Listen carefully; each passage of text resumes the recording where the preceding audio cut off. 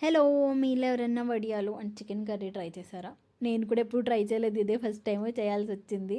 ఎందుకు అని తర్వాత చెప్తాను. సో, మార్నింగ్ మాకొక మెసేజ్ వచ్చిందనమాట. ఇలా పన్నీర్ జిలేబీ ఉంది తీసుకోండి అని చెప్పి. ఫుడ్ అంటే మనం ఆగుతామా? వెంటనే చిందులేసుకుంటూ వెళ్ళాము. కానీ నేను వెళ్ళేసరికి అది ఆవగొట్టేశారు. ఇంక నేను మధ్యాహ్నం లంచ్‌కి మా కంపెనీలోనే బఫే పెడితే అక్కడికెళ్ళాను. ఎందుకంటే అక్కడ ఎక్కువ ఆప్షన్స్ ఉంటాయి. సో, పాయాసం అది పెట్టారు. నాకు పాయసం అంటే చాలా ఇష్టం అనమాట. బెల్లంతో అది చేస్తారు కదా! కర్రీస్ వచ్చేసి క్యారెట్, బీన్స్, చికెన్ కర్రీ, పప్పు, రసం, సాంబార్ ఇవన్నీ ఉన్నాయి. ఇంకా అన్నీ ఎక్కడున్నా కామనే కదా అని చెప్పి నేను పప్పు అస్సలు తీసుకోలేదు. కొంచెం చపాతీ, పుదీనా రైస్ కూడా తెచ్చుకున్నాను నేను. అన్నం తర్వాత తినొచ్చు అని చెప్పి ముందు వీటిలతో కంప్లీట్ చేస్తాననమాట. కానీ నేను వెళ్ళేటప్పటికి అన్నీ ఆగొట్టు పడేశారు. అక్కడ ఏం మిగలలేదు వడియాలు తప్ప.